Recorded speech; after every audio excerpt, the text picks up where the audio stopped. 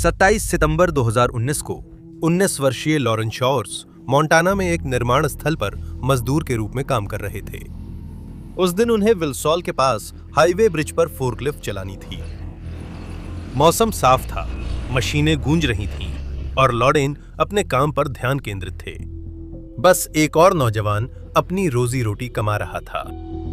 लेकिन अचानक हालात बिगड़ने लगे। जो दिन एक आम कामकाजी दिन की तरह शुरू हुआ था, वही एक डरावने बुरे सपने में बदल गया। ट्रैफिक लाइट पर बेसब्र गाड़ियां उन्हें अवैध रूप से ओवरटेक करने लगीं। पुल एक ही संकरी लेन वाला था, जो पहले से ही लॉरेन और उसके द्वारा चलाए जा रहे विशाल 6 टन के फोर्कलिफ्ट के लिए मुश्किल से ही पर्याप्त चौड़ा था। लॉरेन किनारे के पास आ गए जब एक कार टक्कर से बचने के लिए उसके पास से सट कर निकल गई। और तभी ये हुआ। पुल का नाजुक किनारा, जो 4 टन के फोर्कलिफ्ट का भार सहन नहीं कर सका, बिना किसी चेतावनी के टूट गया। मशीन झुकी और भयावह ढंग से नीचे गिरने लगी। लॉरेन ने सहज प्रतिक्रिया में बाहर कूदने की कोशिश की, लेकिन उसका पैर सीट बेल्ट में फंस गया। फोर्कलिफ्ट उसे 50 फुट ढलान पर घसीटती रही और वह बेबस लटकता रहा। फोर्कलिफ्ट कई बार पलटी। हर टक्कर धातु और जमीन की कान फोड़ू टक्कर थी। लॉरेन जिंदा जमीन पर गिरे, लेकिन इससे पहले कि वो समझ पाते कि क्या हुआ है, भारी मशीन उनके ऊपर आ गिरी और उनकी कमर से नीचे का हिस्सा कुचल दिया। मंजर बेहद डरावना था। बचावकर्मी उन्हें मलबे से निकालने के लिए दौड़े, लेकिन समय बहुत कम था।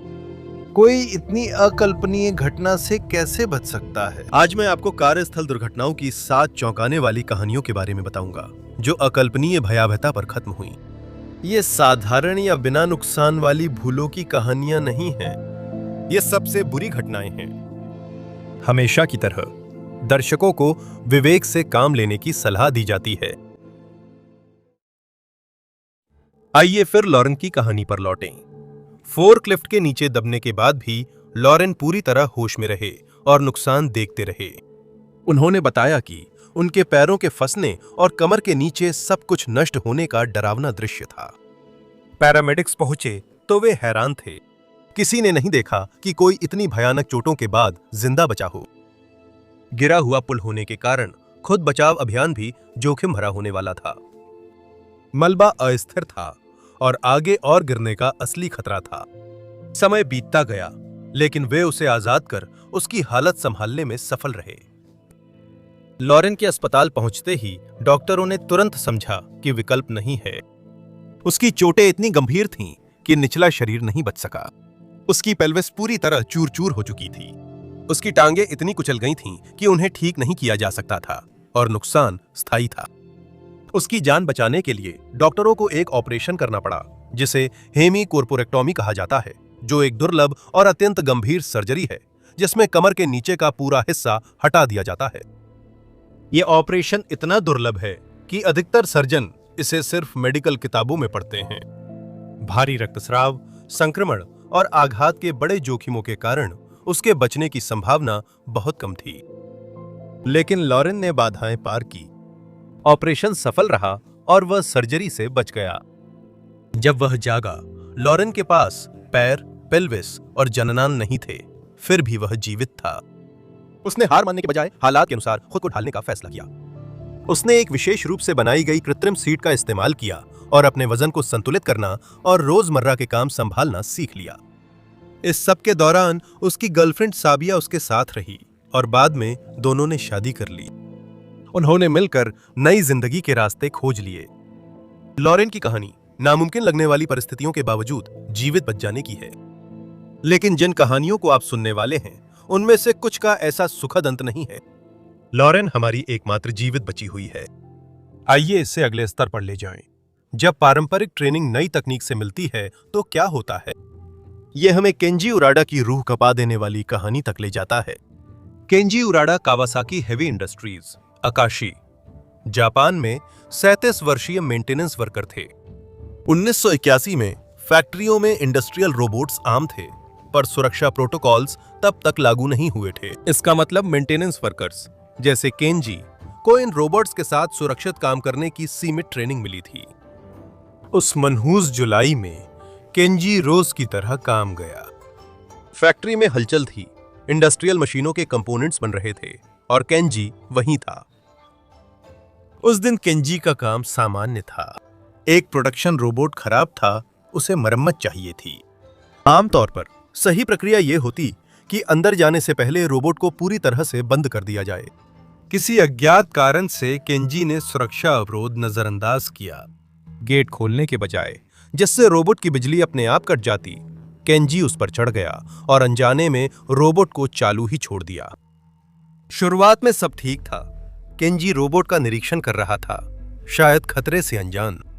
लेकिन जैसे ही वो काम कर रहा था, मशीन के सेंसर जो अभी भी चालू थे, ने उसकी मौजूदगी को गलत तरीके से समझ लिया। रोबोट ने केंजी को प्रोडक्शन लाइन का हिस्सा समझ लिया। अचानक उसका मैकेनिकल आर्म हिला और अमानवीय सटीकता से सक्रिय हुआ। केंजी के प्रतिक्रिया से पहले ही आर्म ने उसे पकड़कर ग्राइंडिंग मशीन से दबा दिया। दृश्य अचानक बहुत भयानक हो गया। ठंडी, बेरहम सटीकता के साथ रोबोट की मैकेनिकल आर्म ने केंजी को पकड़ लिया और जबरदस्ती पास की ग्राइंडिंग मशीन के खिलाफ धकेल दिया। फंसे हुए और भागने में असमर्थ केंजी का शरीर मशीनरी की बेरोक-टोक हरकतों से कुचल गया। क्या आप सोच सकते हैं कि आप ऐसी जगह काम करें जहां मशीनें इंसान और पुर्जे में फर्क न कर सकें? सहकर्मी मदद के लिए दौड़े और घबराकर इमरजेंसी स्टॉप बटन दबाने लगे, पर कुछ काम नहीं आया। फैक्ट्री में मशीनों की तेज आवाज ने केंजी की चीखें दबा दी थीं। कुछ ही पलों में उसकी मौत हो गई। घटना के बाद जांचकर्ताओं ने गलती का कारण जानना चाहा। उन्होंने देखा कि केंजी ने शायद मरम्मत जल्दी खत्म करने के लिए कुछ सुरक्षा उपाय अनदेखा किए, लेकिन इससे बड़ी समस्या उचित सुरक्षा तंत्र की कमी थी।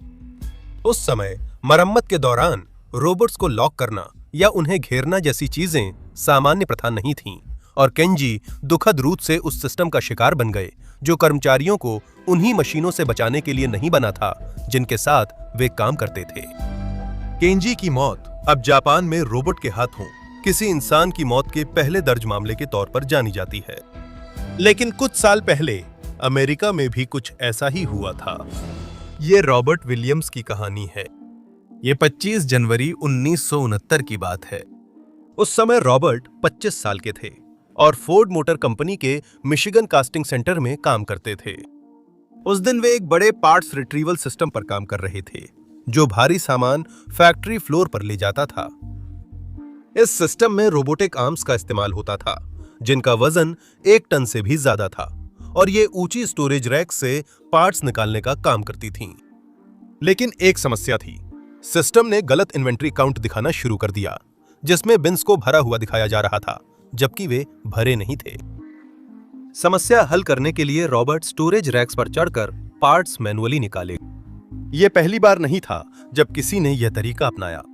रोबोट अक्सर धीमे थे, इसलिए मानव कर्मचारी समय बचाने को बीच में आ जाते थे। लेकिन जब रॉबर्ट काम कर रहे थे, तभी एक रोबोटिक आर्म अचानक हिल गया। उस आर्म ने मशीन जैसी सटीकता से रॉबर्ट के सिर पर वार किया। उस टक्कर का असर विनाशकारी था, जिससे उनकी मौके पर ही मौत हो गई। उनके सहकर्मियों को यह समझने और उनकी लाश खोजने में लगभग 30 मिनट लग गए कि कुछ गलत हो गया है। जांच में सिस्टम के खतरों का पता चला। रोबोटिक आर्म चलने से पहले मजदूरों को सतर्क करने के लिए न अलार्म था, न सेंसर, और न ही मशीनों से अलग करने के लिए बैरियर। मजदूरों ने माना कि जब तक वे सतर्क रहेंगे, रोबोट खतरा नहीं होंगे।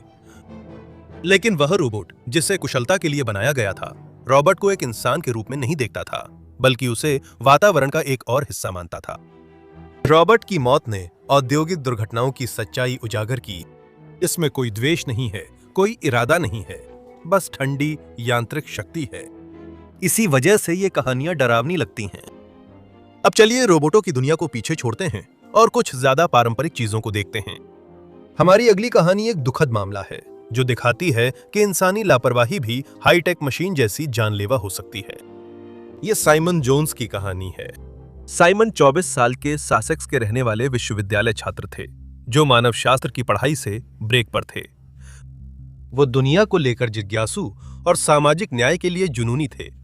अक्सर सामाजिक आंदोलनों में हिस्सा लेते और श्रमिकों के साथ न्याय के लिए अभियान चलाते थे। साइमन को यात्रा, नए लोगों से मिलना और संस्कृतियां जानना पसंद था, जो उनकी पढ़ाई से मेल खाता था।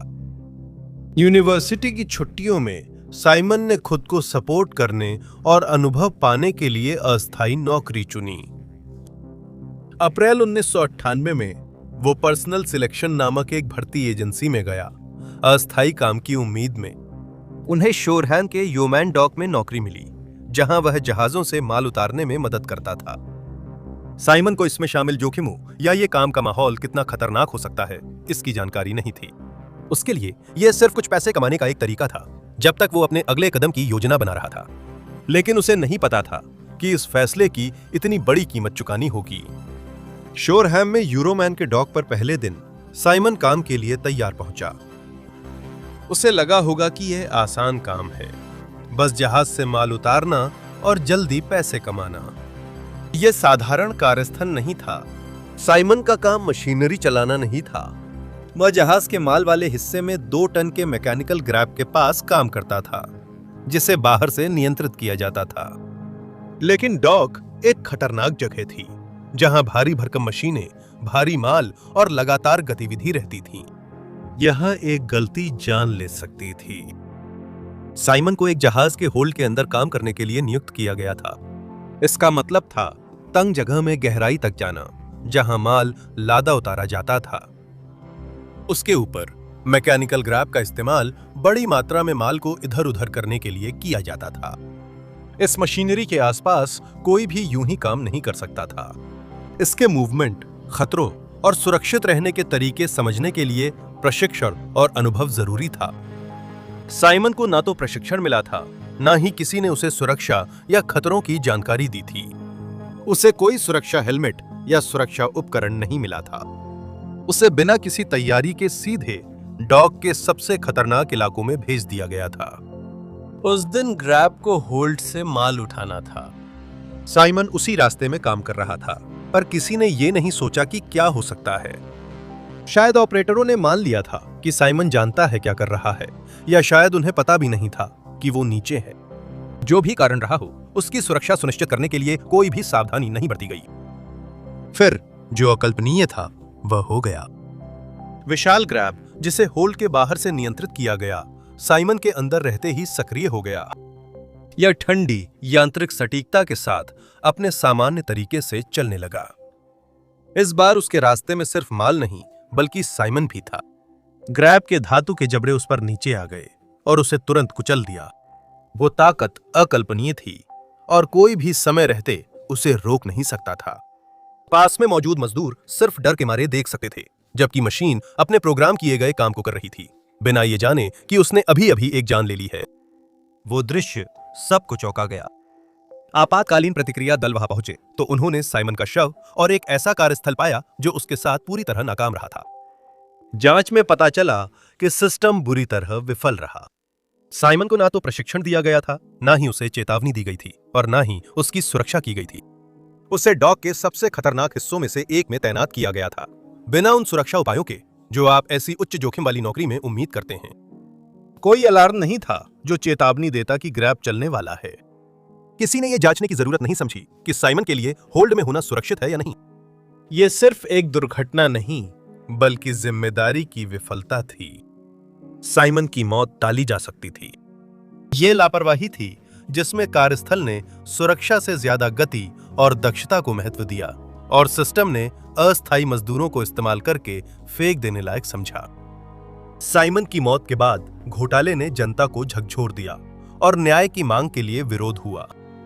यह साफ हो गया कि भर्ती एजेंसी, पर्सनल सिलेक्शन और यूरोमुन जो डॉक चला रही थी, वे उसे सुरक्षा देने में नाकाम रहे। यूरोमुन पर स्वास्थ्य और सुरक्षा नियमों के उल्लंघन पर 50,000 पाउंड का जुर्माना लगा, जिसे कई लोगों ने इतनी गंभीर लापरवाही के लिए कम सजा माना। साइमन के परिवार ने, जो उसकी मौत से टूट गया था, साइमन जोन्स मेमोरियल अभियान शुरू किया ताकि सुरक्षा नियमों के लिए दबाव बनाया जा सके और मजदूरों को खतरे में डालने वाली कंपनियों को बेनकाब किया जा सके।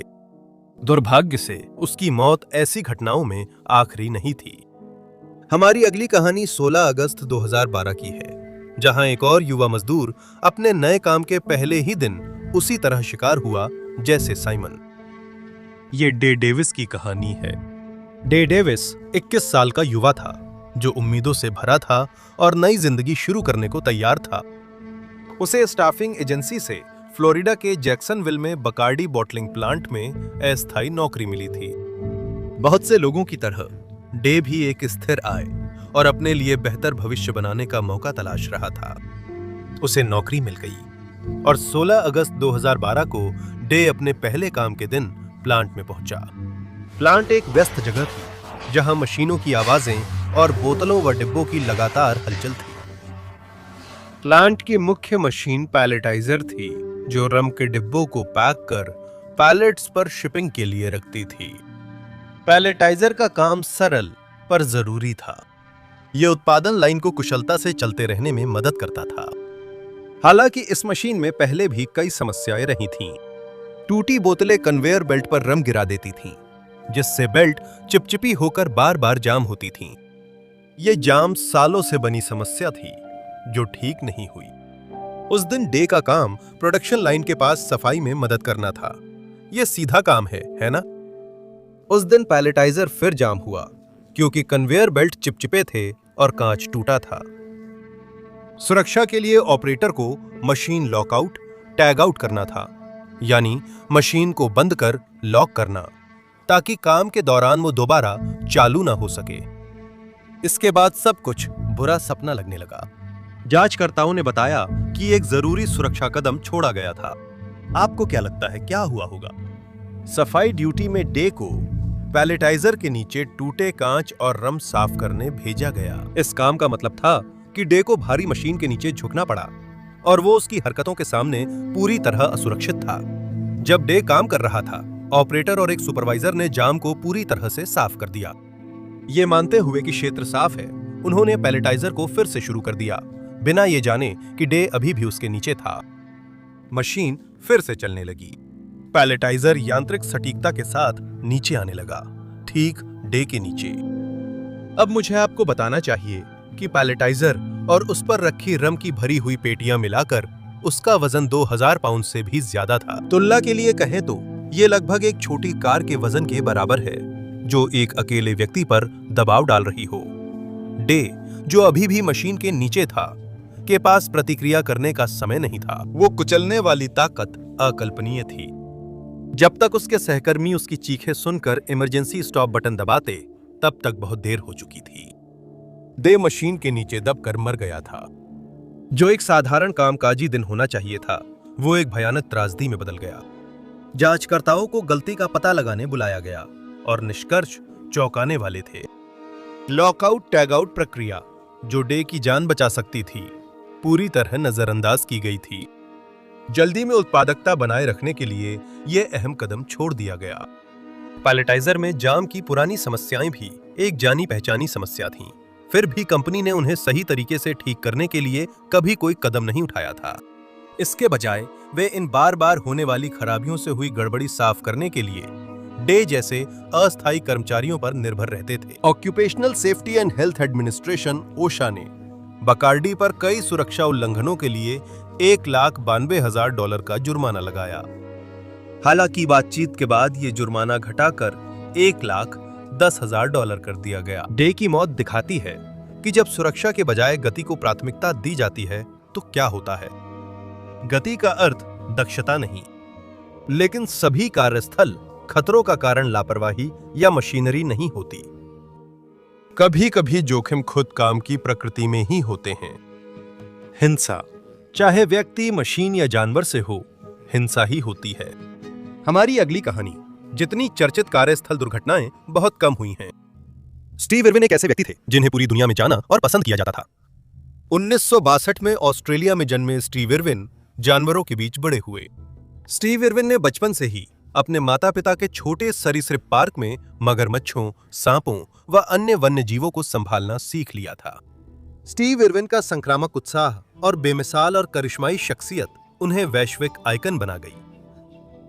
वो अपने TV show the crocodile Hunter से मशहूर हुए, जिसमें उन्होंने खतरनाक जानवरों से अपने साहसी मुकाबले दिखाए। 2006 तक स्टीव वन्यजीव संरक्षण के सबसे पहचाने जाने वाले चेहरों में से एक थे। उन्होंने जोखिम लेकर करियर बनाया चाहे मगरमच्छों से कुश्ती हो या जहरीले सांपों को बचाना, हमेशा मुस्कान और अपनी मशहूर कैच फ्रेज क्राइकी के साथ। लोग सिर्फ उनकी बहादुरी की ही नहीं बल्कि वन्य जीवों के प्रति उनकी गहरी श्रद्धा की भी सराहना करते थे। खतरा उनके काम का हिस्सा था, लेकिन यह एक जोखिम था जिसे उन्होंने शिक्षा और संरक्षण के नाम पर स्वीकार किया था। 4 सितंबर 2006 को स्टीव नई डॉक्यूमेंट्री ओशंस डेडलिएस्ट की शूटिंग कर रहे थे। ये प्रोजेक्ट खतरनाक समुद्री जीवों पर था और ऑस्ट्रेलिया के क्वींसलैंड तट पर शूट हुआ। उस दिन क्रू उथले पानी में डॉक्यूमेंट्री के लिए समुद्री जीवन के दृश्य शूट कर रहा था। दिलचस्प जानवर खोजते हुए वे समुद्र तल पर आराम कर रही बड़ी स्टिंगरे के पास पहुंचे। स्टिंगरे आमतौर पर शांत होते हैं और खतरा महसूस होने पर ही इंसानों को नुकसान पहुंचाते हैं। स्टीव को ये मुठभेड़ मगरमच्छों और जहरीले सांपों के मुकाबले सामान्य लगी, जिनसे वो अक्सर निपटते थे। स्टीव ने स्टिंगरे को पास से फिल्माने का तय किया। हमेशा की तरह स्टीव ने सावधानी से कदम बढ़ाए ताकि जानवर न डरे, लेकिन इस मुठभेड़ के दौरान कभी स्टिंगरे ने खुद को घिरा या खतरे में समझा होगा। एक पल में ही उसने अपनी पूंछ घुमाई और स्टीव के सीने में अपनी जहरीली कांटेदार नोक से कई बार वार किया। क्रू ने उसे नाव पर खींचने की कोशिश की, लेकिन तब तक देर हो चुकी थी। कुछ ही मिनटों में उसकी मौत हो गई। पूरा हादसा कैमरे में कैद हुआ, लेकिन परिवार के कहने पर फुटेज सार्वजनिक नहीं हुई। यह खबर दुनिया भर में फैल गई। स्टीव इरविन ने दुनिया के सबसे खतरनाक सरीसृपों को जोशीले अंदाज में संभाला, जिससे लोग मानते थे कि अगर उन्हें कुछ होगा तो वो मगरमच्छ या जहरीले सांप से ही होगा। लेकिन एक स्टिंगरे से होने वाली घातक घटनाएं बहुत दुर्लभ होती हैं। ऑस्ट्रेलिया में स्टीव से पहले सिर्फ एक स्टिंगरे से जुड़ी मौत दर्ज हुई थी। शोक की लहर बहुत बड़ी थी। करोड़ों प्रशंसकों ने उनके निधन पर शोक व्यक्त किया। उन्हें केवल एक निडर साहसी के रूप में ही नहीं, बल्कि एक ऐसे इंसान के रूप में याद किया जो वास्तव में उन जानवरों की परवाह करता था जिनके साथ वह काम करता था। फिर भी उस शोक में भी उनकी मृत्यु ने स्टिंगरे के खिलाफ अजीब बदले की भावना जगा दी। इस घटना के बाद के कुछ हफ्तों में ऑस्ट्रेलिया के तटों पर दर्जनों शत-विक्षत स्टिंगरे मिले, जिन्हें गलत बदले की भावना में मारा गया था। स्टीव के परिवार ने इन हरकतों की निंदा की और कहा कि स्टीव ने जीवन भर जानवरों की रक्षा की थी। वे कभी नहीं चाहते थे कि जानवरों को कोई नुकसान पहुंचे। स्टीव इरविन की मौत एक अनोखी कार्यस्थल त्रासदी थी। उनके लिए जंगल ही उनका दफ्तर था और वे हमेशा जानते थे कि इसके साथ कौन कौन से खतरे आते हैं। लेकिन इतने कम खतरनाक जानवर से ऐसी घटना की कोई भविष्यवाणी नहीं कर सकता था। स्टीव इरविन की कहानी बताती है कि प्रकृति अनिश्चित है और अगली कहानी दिखाती है कि इंसान भी घातक गलतियां करते हैं। ये एक आदमी, बंदूक और ब्रूस ली के बेटे की कहानी है। हैरान हैं? मैं बताता हूं। ब्रैंडन ली प्रसिद्ध मार्शल आर्टिस्ट ब्रूस ली के बेटे थे, पर 1990 के दशक तक उन्होंने हॉलीवुड में अपनी पहचान बना ली थी। वो दिखाना चाहते थे कि वो ब्रूस ली के बेटे से ज्यादा हैं। ब्रैंडन प्रतिभाशाली, करिश्माई और उज्जवल भविष्य वाले थे। 1993 में उन्हें द क्रो में मुख्य भूमिका मिली, जो एक डार्क फिल्म थी जिसमें एक आदमी की हत्या हो जाती है और वो बदला लेने के लिए मौत से वापस लौट आता है। ये ब्रैंडन के लिए बड़ा मौका था जिससे वे स्टारडम की ओर बढ़ सकते थे। ये फिल्म साहसी और रोमांचक थी, जिसमें जबरदस्त एक्शन और डरावने दृश्य थे। लेकिन पर्दे के पीछे सब आसान नहीं था। शूटिंग के दौरान एक गलती से सब बदल गया। 31 मार्च 1993 को ब्रैंडन एक महत्वपूर्ण सीन की शूटिंग कर रहे थे। इसमें उनका किरदार कमरे में आता है और दूसरा अभिनेता उसे रिवॉल्वर से गोली मारता है। यह कहानी का नाटकीय पल था और हॉलीवुड के हथियारों वाले दृश्यों की तरह इसे भी बहुत सावधानी से फिल्माया जाना था। सीन में बंदूक में ब्लैंक कारतूस थे जो बिना असली गोली के आवाज और चमक पैदा करते हैं। सब कुछ सामान्य लग रहा था और किसी ने भी ये उम्मीद नहीं की थी कि कुछ गलत हो सकता है। क्रू को नहीं पता था कि रिवॉल्वर में एक घातक खामी थी। एक पिछले सीन में उसी बंदूक में डमी राउंड्स डाले गए थे जो असली जैसे दिखते हैं पर गन पाउडर नहीं होता। इन्हें क्लोजअप शॉट्स में दिखाते हैं जहां सिलेंडर में गोलियां दिखती हैं। उन डमी राउंड्स में से एक बंदूक की बैरल में फंस गया था जिसे स्क्विब लोड कहा जाता है। यह गहन जांच के दौरान पकड़ में आ जाना चाहिए था, लेकिन ऐसा नहीं हुआ। ब्रैंडन के सीन में बंदूक में ब्लैंक कारतूस डालने से क्रू ने अनजाने में बड़ी दुर्घटना की शुरुआत कर दी। ब्लैंक कारतूस में गोली नहीं होती, लेकिन उनमें बैरल में फंसी चीज निकालने की ताकत होती है। जब ट्रिगर दबाया गया तो ब्लैंक राउंड चला और बैरल में फंसी डमी बुलेट को घातक रफ्तार से बाहर निकाल दिया। प्रोजेक्टाइल ब्रैंडन के पेट में लगी और अंदरूनी अंगों को गंभीर नुकसान हुआ। शुरुआत में सेट पर किसी को कुछ समझ नहीं आया। ब्रैंडन स्क्रिप्ट के अनुसार गिरे लेकिन नहीं उठे, तो क्रू को समझ आ गया कि कुछ गलत है। लोगों के मदद को दौड़ने पर अफरा तफरी मच गई। उन्हें अस्पताल ले जाया गया, जहां डॉक्टरों ने उनकी जान बचाने की कोशिश की। दुर्भाग्यवश चोट बहुत गंभीर थी। ब्रैंडन ली की उसी दिन 28 साल की उम्र में मौत हो गई। जांच में जल्द ही उन गलतियों का पता चला जिनसे ये हादसा हुआ। उस दिन सेट पर फिल्म के हथियार विशेषज्ञ नहीं थे और बंदूक संभालते वक्त सुरक्षा प्रोटोकॉल नजरअंदाज किए गए। साधारण निरीक्षण से बंदूक की नली की रुकावट दिख जाती, पर जल्दी में यह नजरअंदाज हुआ। ब्रैंडन की मौत के बाद सुधार के वादे किए गए थे।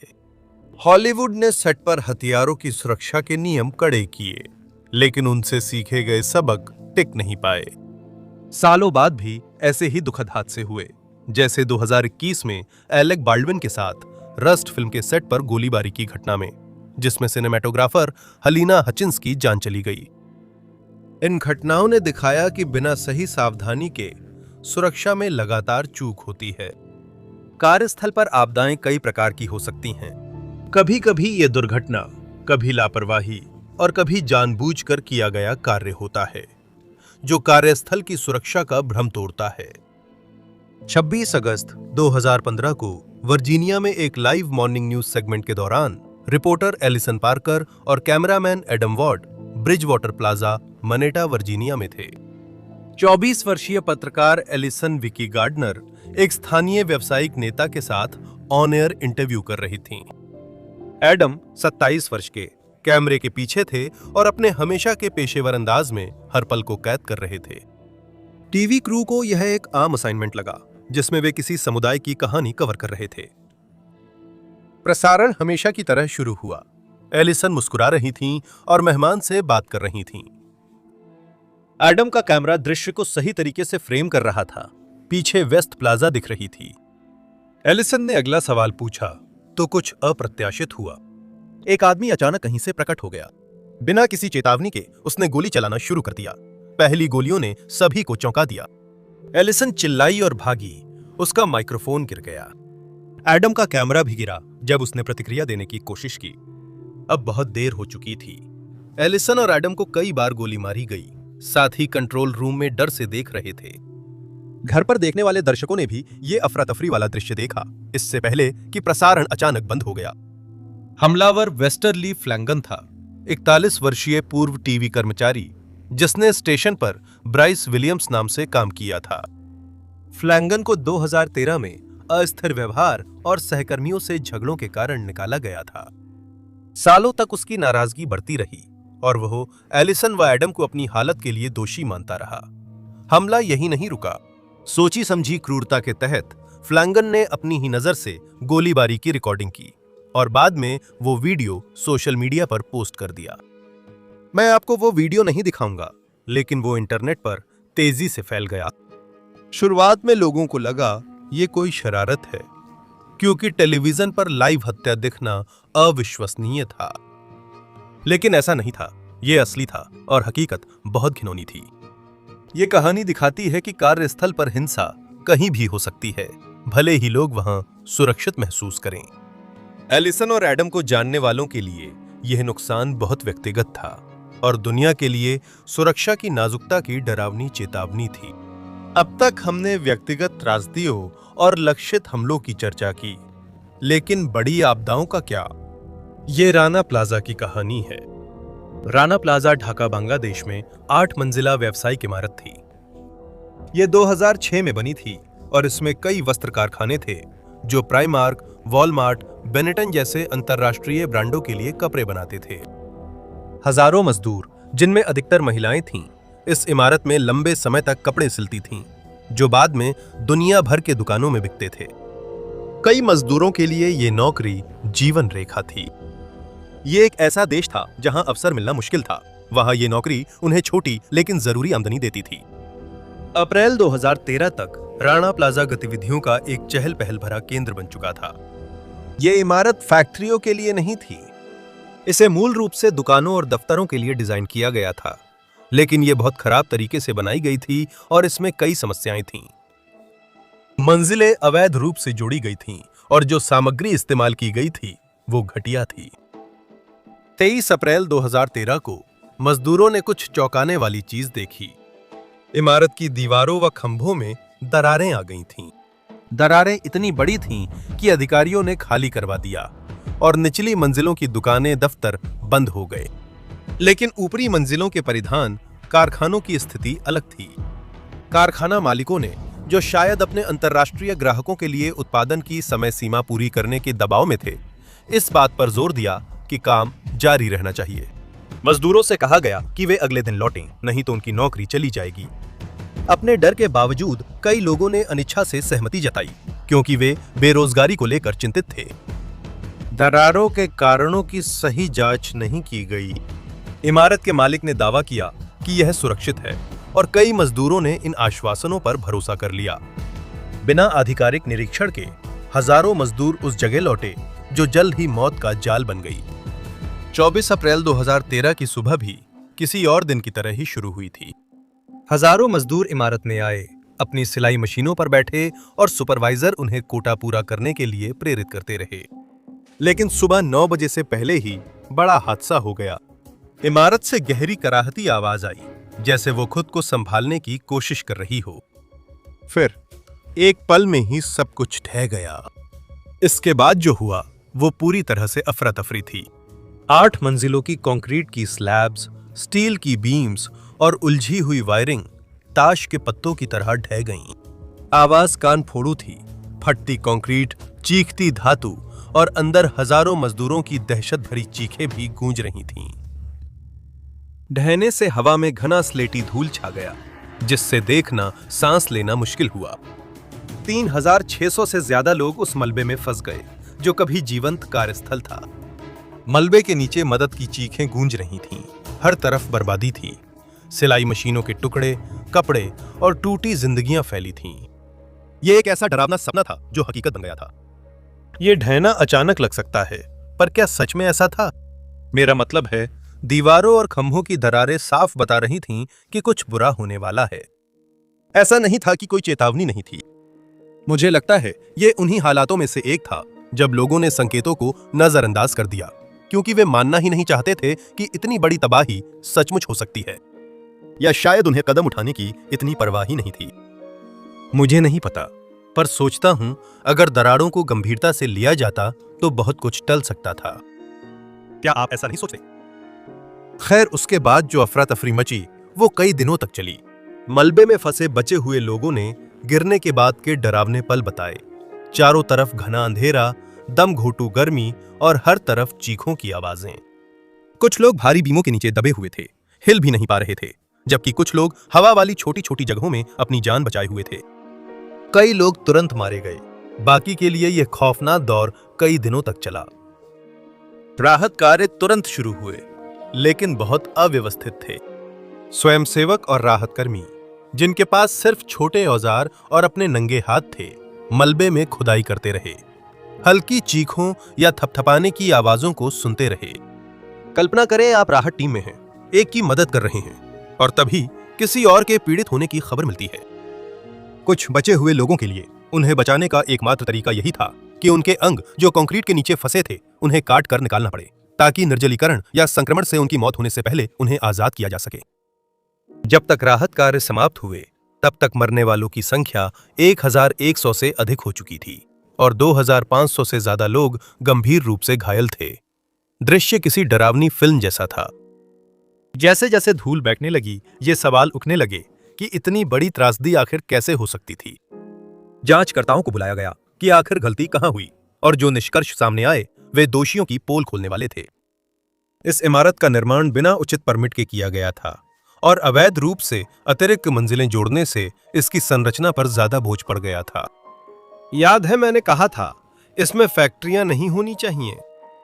भारी सिलाई मशीनों के कंपन से इमारत और कमजोर हो गई थी, जिससे उसका गिरना तय था। चेतावनी संकेतों के बावजूद फैक्ट्री मालिकों ने जोखिम अनदेखा कर मजदूरों को फिर मौत के जाल में भेजा। राणा प्लाजा आपदा वैश्विक कांड बन गई। बड़ी बड़ी ब्रांडों को असुरक्षित कार्य परिस्थितियों वाली फैक्ट्रियों में उत्पादन आउटसोर्स करने के लिए कड़ी जांच का सामना करना पड़ा।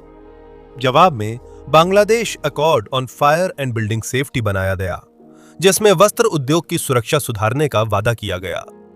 पीड़ितों और उनके परिवारों के लिए मुआवजा कोष बना, लेकिन कई बचे लोगों को बहुत कम या कुछ नहीं मिला। राणा प्लाजा हादसा सिर्फ एक इमारत गिरने की घटना नहीं, बल्कि ये दिखाता है कि जब मुनाफा इंसानी जान से ऊपर होता है तो क्या होता है। ऐसी घटनाएं नहीं होनी चाहिए, लेकिन दुख है कि ये अभी भी जारी हैं। इन सभी कहानियों में क्या समानता है, चाहे इमारत गिरे, मशीन फेल हो या कोई हिंसक घटना? ये दिखाता है कि सुरक्षा की अनदेखी कर मुनाफा या लापरवाही को प्राथमिकता देने की कितनी भारी कीमत चुकानी पड़ती है। ये त्रासदियां दिखाती हैं कि हर आंकड़े के पीछे असली लोग, उनके परिवार और सपने होते हैं। हमारी जिम्मेदारी है कि उनकी कहानियां ना भूलें। आप इन त्रासदियों पर क्या सोचते हैं? क्या इन्हें रोका जा सकता है या ये कारोबार चलाने की कीमत भर हैं? अपनी राय कमेंट में दें। क्या आप चैनल सपोर्ट करेंगे? विशेष लाभों के लिए जुड़े। देखने के लिए धन्यवाद और मैं आपको अगले वीडियो में मिलूंगा। साहसी रहें और बहादुरी से जिएं।